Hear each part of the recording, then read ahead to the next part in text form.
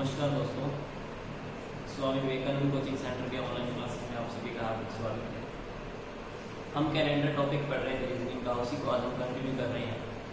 हमने basics calendar के complete कर लिए थे। आज हम कुछ मिसलेनियस क्वेश्चन कर रहे हैं जो कि कैलेंडर से संबंधित टॉपिक पूछे जाते हैं। जैसे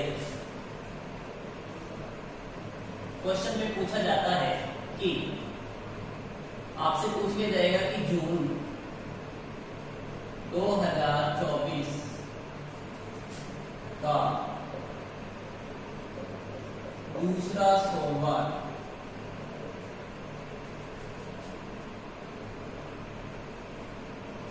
कब होगा, यानी कौन सी तारीख को जून 2024 का दूसरा सोमवार होगा।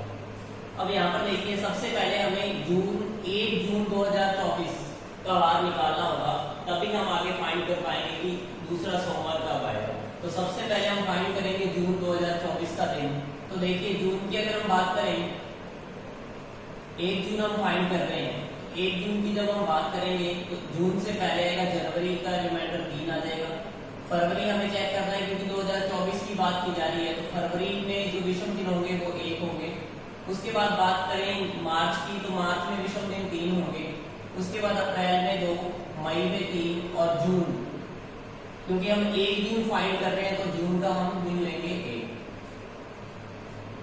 1 जून। अब देखिए, यहाँ पर सभी को जब हम ऐड करेंगे तो 4 3 7, यहाँ से बचेगा हमारे पास 6, रिमाइंडर आ रहा है हमारे पास 6। अब हमने ज्ञात किया 1 जून 2024, हमने ज्ञात किया 1 जून 2024। अब हम ज्ञात कर रहे हैं 2024 से पहले 2023 वर्षों तक विषम दिन कितने आ रहे हैं। तो इसमें देखेंगे 2000, क्योंकि 400 से भाग देने पर सिर्फ 23 शेषफल बचता है, तो जितना शेषफल बचता है प्लस उसमें जितने भी लीप वर्ष आ रहे हैं उसको लिखना है। तो यहाँ पर लीप वर्ष आ रहे हैं हमारे पास 5।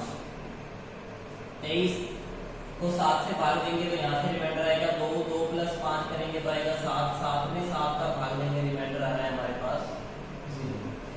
तो फाइनल जो रिमाइंडर होगा, रिमाइंडर 6 और रिमाइंडर 0, यानी फाइनल रिमाइंडर हमारे पास 6 आ रहा है। और जब भी 6 आए तो उस दिन मैंने आपको कोड बताया था कि वो जो दिन होगा रिमाइंडर 6 आने पर वो होगा सैटरडे, शनिवार। ये मैं आपको बता चुका हूँ पहले, यानी जो 1 जून का दिन होगा वो होगा शनिवार। 1 जून का जो दिन होगा वो होगा शनिवार। अब देखिए, शनिवार 1 जून को शनिवार है। पहले हमें देखना है कि पहला सोमवार कब आया होगा। तो देखिए, 1 जून को अगर शनिवार है तो 2 जून को रविवार होगा और 3 जून को आएगा सोमवार। 3 जून को आएगा सोमवार। अब देखिए, 3 जून को पहला सोमवार आ रहा है और 7 दिन के बाद दोबारा दिन जो होता है वो रिपीट होता है, यानी इसमें 7 ऐड करेंगे 10 जून।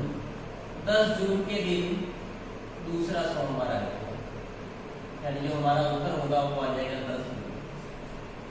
एक क्वेश्चन और देखते हैं। जैसे पूछ लिया जाए कि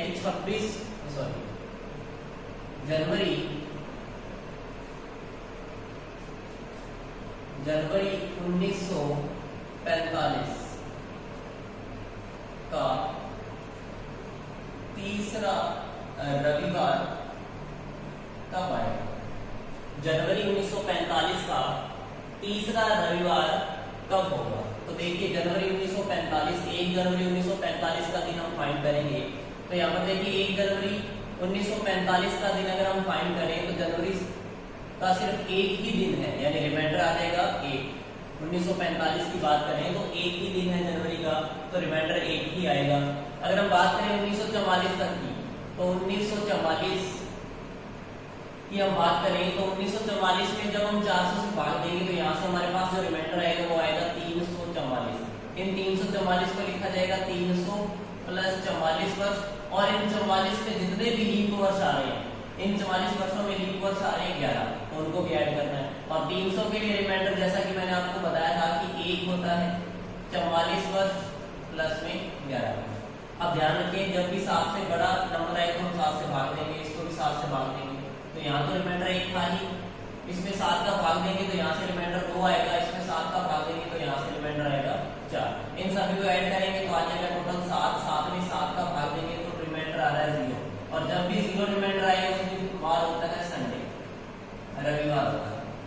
यानी 1 जनवरी 1945 का जो दिन है, 1 जनवरी 1945 का जो दिन है वो संडे है। तो देखिए दूसरा संडे आएगा 8 जनवरी को, यानी 7 दिन बाद जो डे होता है वो रिपीट होता है। दूसरा जो संडे आएगा वो आएगा 8 जनवरी को। और बात करें तीसरे संडे की, तो तीसरा जो संडे होगा वो आएगा 15 जनवरी को। तो 15 जनवरी को आ जाएगा तीसरा संडे। हमें बताना था कि 1 जनवरी 1945 का तीसरा संडे जो होगा, तीसरा रविवार होगा, वो कौन सी तारीख को आएगा? तो उसका आंसर है 15 जनवरी को आएगा। तो इस तरीके से क्वेश्चन पूछ लिया जाता है एग्जाम में, इसको आपको इस तरीके से ही हैंडल करना है। आगे चल नेक्स्ट क्वेश्चन है कि प्रभात को याद है कि उनकी मां का जन्मदिन 17 और 21 अप्रैल के बीच में हुआ है।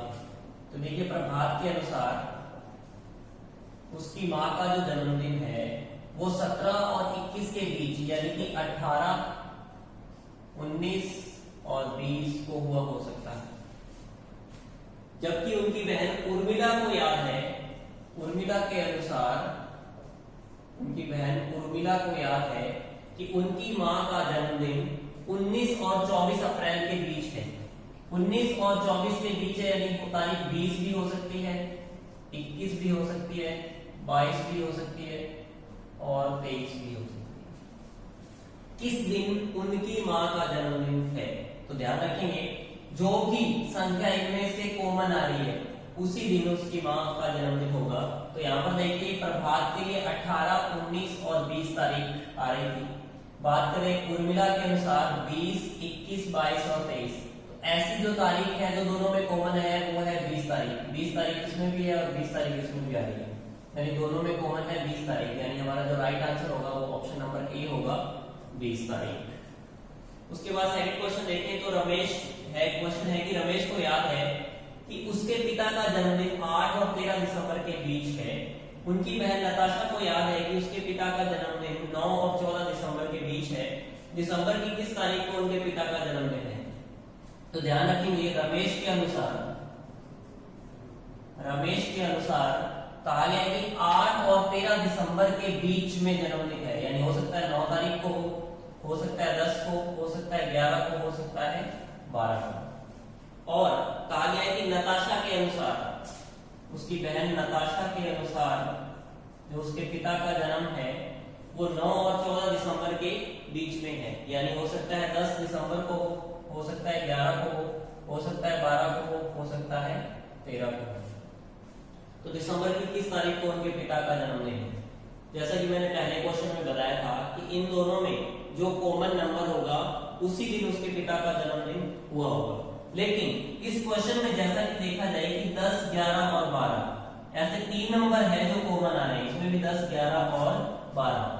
तो हम इतने डाटा से इसका आंसर हम नहीं दे सकते। तो इसका जो राइट आंसर होगा वो होगा ऑप्शन नंबर डी, आंकड़े अपर्याप्त। क्योंकि यहाँ से हमारे पास कोई भी कंक्लूजन नहीं निकल रहा है कि आंसर क्या होगा, क्योंकि 3 संख्याएं कॉमन आ रही है।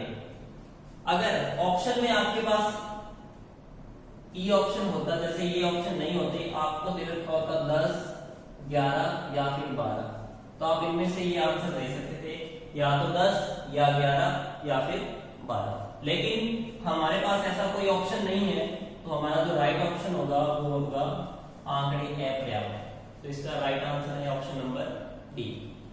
नेक्स्ट क्वेश्चन है आपके सामने कि यदि 3 मार्च को बुधवार है तो मार्च में कितने बुधवार होंगे, आपको बताना है। तो सबसे पहले समझिए, ध्यान रखेंगे कि अगर 1 तारीख को बुधवार है तो नेक्स्ट बुधवार आएगा 8 तारीख को, फिर आएगा 15 तारीख को, फिर आएगा 22 तारीख को और फिर आएगा 29 तारीख को। अगर 2 तारीख को है, अगर 2 तारीख को मान लो कोई भी संडे है या कुछ भी वार हम मान सकते हैं, अगर वो वार 2 तारीख को है तो अगला जो होगा वो 9 तारीख को आएगा, नेक्स्ट 16 को आएगा, फिर 23 को और फिर आएगा 30 तारीख। जो वार 2 तारीख को होगा वो 9 तारीख को भी रिपीट होगा, 16 तारीख को भी रिपीट होगा, 23 तारीख को भी रिपीट होगा और 30 तारीख को भी रिपीट होगा।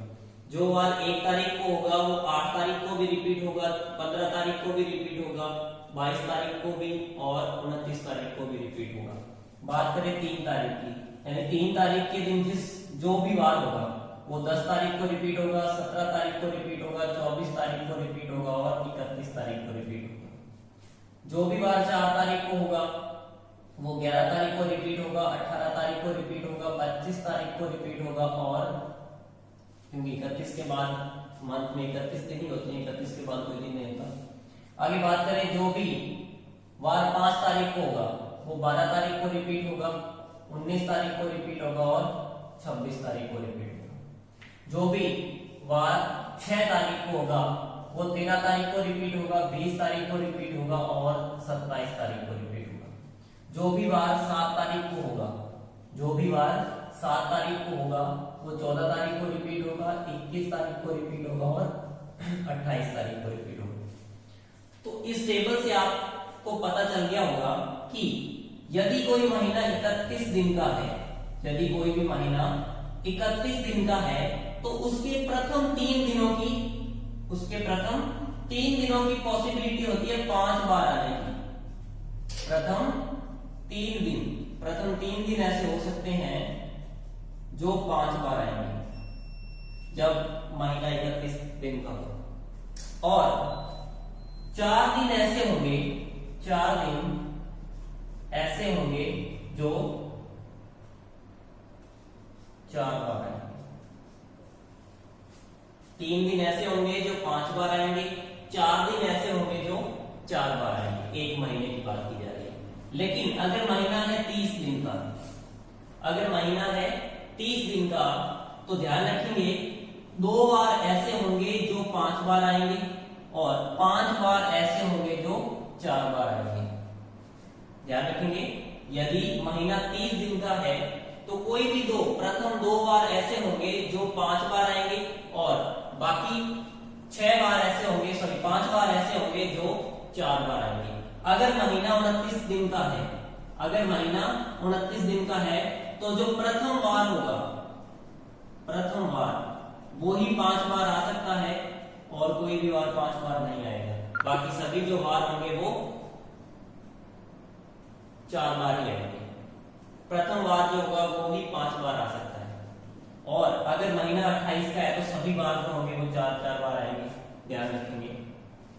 अब हम क्वेश्चन पर चलते हैं। तो क्वेश्चन में कहा गया है कि 3 मार्च को बुधवार है, 3 मार्च को बुधवार है। इस टेबल के अकॉर्डिंग देखें तो 3 मार्च, मैंने अभी बताया था कि 1 तारीख, 2 तारीख और 3 तारीख, ये ऐसी प्रथम 3 दिन है जो किसी महीने यानी जो 31 दिन का महीना है उसमें 5 बार आएंगे।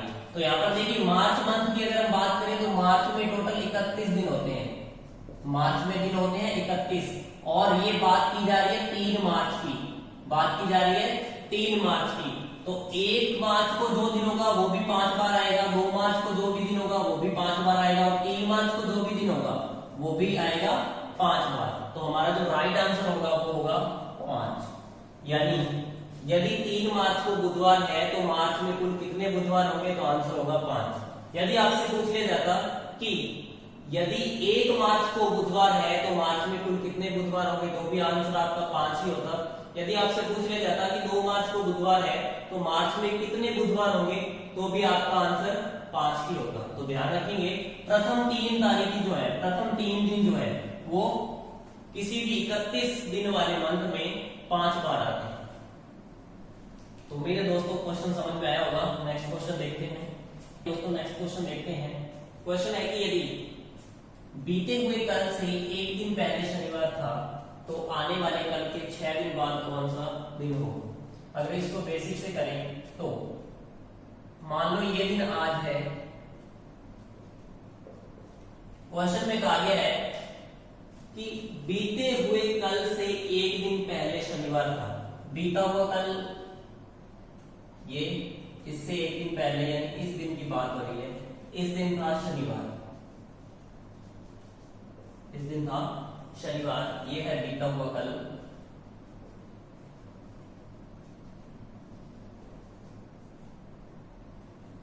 आगे क्वेश्चन में कहा गया है तो आने वाले कल के 6 दिन बाद, आने वाला कल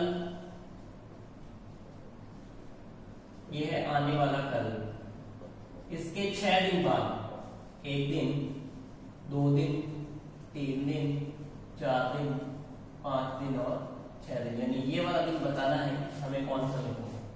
यदि ये शनिवार है, रविवार, सोमवार, मंगलवार, बुधवार, गुरुवार, शुक्रवार, शनिवार, रविवार और ये दिन होगा सोमवार, ये दिन होगा सोमवार।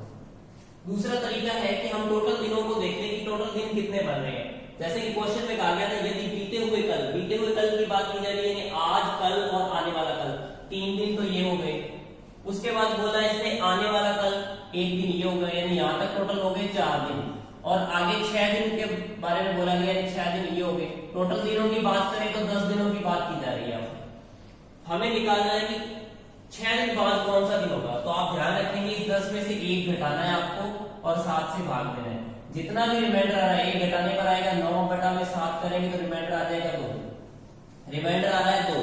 तो अब देखिए शनिवार था और हम आगे की तरफ जा रहे हैं, तो देखिए जितना भी रिमाइंडर आएगा उतने दिन हमें आगे बढ़ना है। तो शनिवार से जब 2 दिन आगे जाएंगे तो हमारा जो वार आएगा वो आएगा सोमवार, यानी इस क्वेश्चन का जो राइट आंसर है वो है सोमवार। अब देखिए नेक्स्ट क्वेश्चन देखते हैं, यदि आने वाले कल के 2 दिन बाद वाला दिन रविवार है, तो देखिए बेसिक से करें तो जैसे ये आज का दिन है, ये है आज। क्वेश्चन में कहा है कि आने वाले कल के 2 दिन बाद वाला दिन बता रखा है। ये आने वाला कल,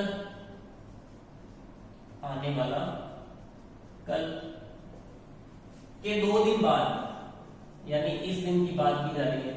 इस दिन था रविवार, इस दिन था रविवार, तो बीते हुए कल से 3 दिन पहले, ये आज तो ये बीता हुआ कल से 3 दिन पहले, 1, 2 और 3 दिन पहले, इस दिन हमें बताना है कौन सा वार होगा। तो देखिए यदि ये रविवार है तो ये शनिवार होगा, ये शुक्रवार होगा, ये गुरुवार होगा, ये बुधवार होगा, ये मंगलवार होगा, ये सोमवार होगा और ये दोबारा से रविवार ही आ जाएगा, यानी इसका जो राइट आंसर होगा वो होगा रविवार। लेकिन अगर हम डायग्राम से नहीं इसको सीधा ट्रिक से करें तो जैसा कि मैंने बताया कि जितने भी टोटल दिन बन रहे हैं, यदि आने वाले कल की बात की जा रही है, यानी आज और आने वाला कल 2 दिन और 2 दिन बाद टोटल 4 दिन हुए, उसके बाद बीता हुआ कल और 3 दिन पहले, यानी टोटल दिनों की बात की जा रही है। यहाँ पर देखिए 4 दिन और ये 4 दिन, टोटल दिनों की बात की जा रही है 8 दिनों की। अगर 8 दिन दे रखे हैं तो इसमें से हम 1 घटाएंगे, यानी 7 में 7 का भाग देंगे, रिमाइंडर आएगा 0। यदि रिमाइंडर 0 आ रहा है तो इस दिन अगर रविवार है तो 7 दिन पीछे, यानी इस दिन भी क्या होगा, रविवार ही होगा, क्योंकि रिमाइंडर आ रहा है 0। तो यदि इस दिन रविवार है तो रिमाइंडर 0 आने पर ये वार भी आ जाएगा, रविवार ही आएगा। अगर यहाँ पर मान लो रिमाइंडर कुछ और आता, जैसे मान लो रिमाइंडर यहाँ पर आ रहा हो 2, रिमाइंडर आ रहा होता 2, यदि रिमाइंडर 2 आ रहा होता तो हम क्या करते, देखिए हम रविवार से पीछे की ओर जा रहे हैं, क्योंकि काउंटिंग यहाँ पर पीछे वाले दिनों की करनी है। तो रविवार से जब हम 2 दिन पीछे जाएंगे तो इस दिन जो वार होगा वो आना था शुक्रवार। कब? जब हमारा रिमाइंडर आता 2। अब हमारा रिमाइंडर 0 आ रहा है, यानी इस दिन रविवार था तो इस दिन भी क्या होगा, रविवार ही होगा। अब हम कुछ बेसिक्स क्वेश्चन के बारे में और डिस्कस कर रहे हैं जो एग्जाम में पूछे जाते हैं।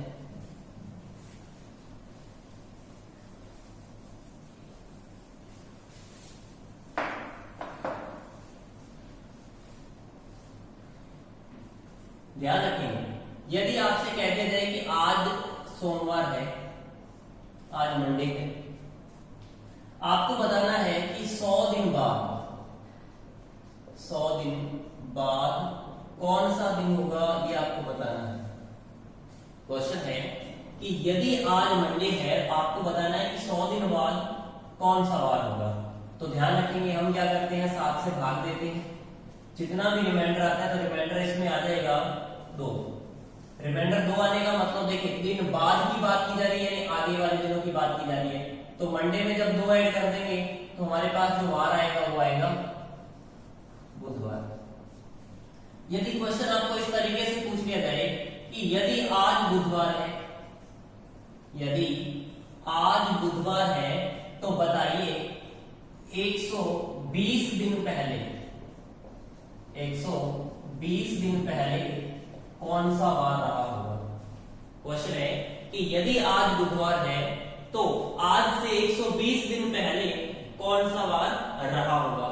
तो हम क्या करते हैं, 120 में 7 का भाग दिया तो यहां से रिमाइंडर आ जाएगा हमारे पास 1। यदि 1 रिमाइंडर आ रहा है, अब देखिए यहां पर बात की जा रही थी बाद की, इसलिए जो भी विषम दिन आए थे हमने उसको ऐड किया, लेकिन यहां पर बात की जा रही है पहले की, यानी हमें बैच चलना है। तो जितने भी विषम दिन आ रहे हैं उसको हमें क्या करना है, इसमें से घटाना है, यानी जो वार आ जाएगा वो आएगा मंगलवार।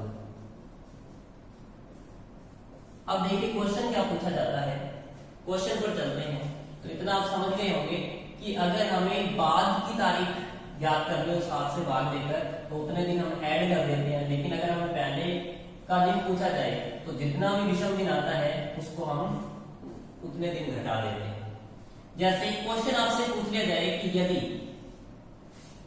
क्वेश्चन है कि यदि ए का जन्म हुआ है मंडे को, क्वेश्चन है यदि ए का जन्म मंडे को हुआ है, सोमवार को हुआ है, बी जो उसका भाई है, बी जो उसका भाई है, इस बी का जन्म इस ए से 40 सप्ताह बाद हुआ है, या 40 सप्ताह ये बड़ा, मान लो ये ऐसे क्वेश्चन में कहा गया है कि जो बी है वो ए से 40 सप्ताह बड़ा है। ए का जन्म सोमवार को हुआ है, बी ए से 40 सप्ताह बड़ा है। आगे आपसे क्वेश्चन में एक सी व्यक्ति की और बात की जा रही है जो इस बी से क्वेश्चन में जैसे कह दिया जाए कि अगर 100 दिन छोटा है, तो हमें बताना है कि सी का जन्म किस दिन हुआ होगा। सी का जन्म बताना है, जन्मदिन बताना है कि सी का जन्म किस दिन हुआ है।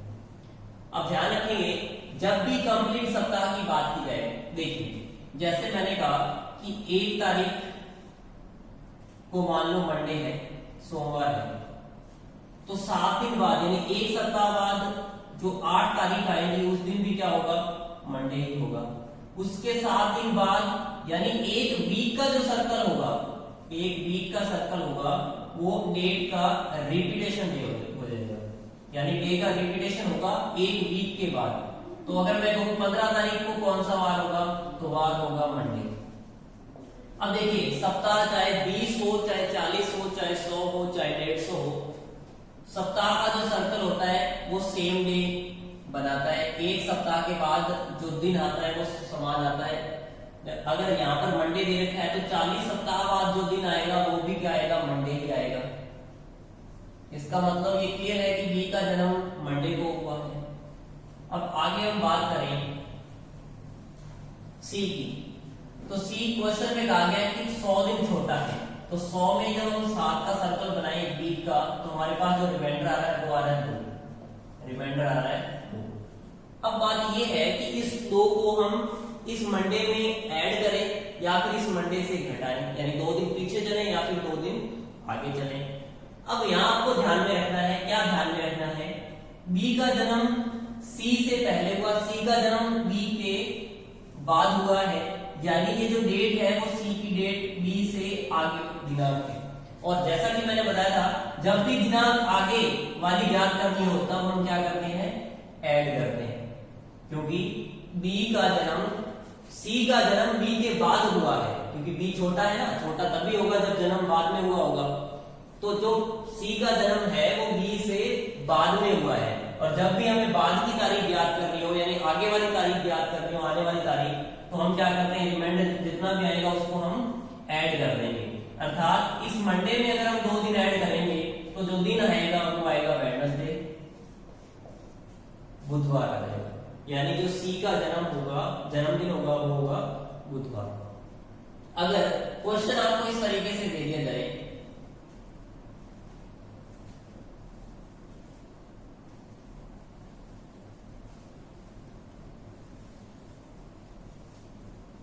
क्वेश्चन आपको दे दिया जाए कि यदि मान लो कि बी का जन्म हुआ थर्सडे को, बी का जन्म थर्सडे को हुआ और ए जो है वो बी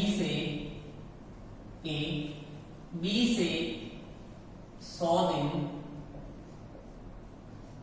बड़ा है, ए जो है वो बी से 100 दिन बड़ा है और सी जो है वो ए से, सी जो है वो ए से 120 दिन छोटा है। तो हमें बताना है कि सी का जन्म किस वार को हुआ, सी का जन्म किस वार को हुआ हमें बताना है। अब देखिए क्वेश्चन की जब हम बात करें तो यहाँ पर देखिए बी का जन्म हुआ थर्सडे को, गुरुवार को जन्म हुआ। ए जो है वो 100 दिन बड़ा है, तो 100 के लिए हम विषम दिन निकालेंगे, तो विषम दिन निकालेंगे, रिमाइंडर आएगा हमारे पास 2। जैसा कि क्वेश्चन में कहा गया है कि बी जो है, ए जो है वो बी से 100 दिन बड़ा है, तो अगर हमने रिमाइंडर निकाला, रिमाइंडर आया 2। अब देखिए क्योंकि ए बड़ा है बी से, तो इसका मतलब ए का जन्म बी से पहले हुआ होगा, यानी हमें पीछे की डेट ज्ञात करनी है। तो जो रिमाइंडर 2 आ रहा है उसे हमें क्या करना है, थर्सडे में से 2 दिन को हमें माइनस करना है, 2 दिन हमें माइनस करना है। जब हम 2 दिन माइनस करेंगे तो इस दिन जो ए का जो जन्म होगा वो वार आ जाएगा हमारे पास मंगलवार, ट्यूसडे, यानी ए का जो जन्म है वो होगा ट्यूसडे को। अब देखिए जैसा कि क्वेश्चन में कहा गया है कि जो सी है वो 120 दिन छोटा है ए से। अगर 120 का हम रिमाइंडर निकालें तो यहाँ से हमारे पास जो रिमाइंडर आएगा वो आएगा 1। अब देखिए यहाँ क्वेश्चन में कहा गया है कि जो सी है वो ए से छोटा है, इसका मतलब सी का जन्म ए के बाद में हुआ होगा, यानी हमें आगे वाली डेट ज्ञात करनी है। तो देखिए जितना भी रिमाइंडर आता है उतने दिन हम क्या करेंगे, इस ट्यूसडे में ऐड कर देंगे, तो हमारा जो फाइनल आंसर होगा सी का जन्म हुआ होगा बुधवार को।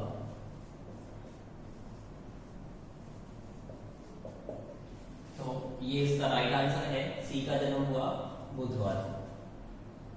तो कैलेंडर से संबंधित हमने उन सभी टाइप्स के बारे में डिस्कस किया जिनसे संबंधित एग्जाम में क्वेश्चन पूछे जाते हैं। अब हम मिलते हैं नेक्स्ट वीडियो में नेक्स्ट टॉपिक के साथ। धन्यवाद।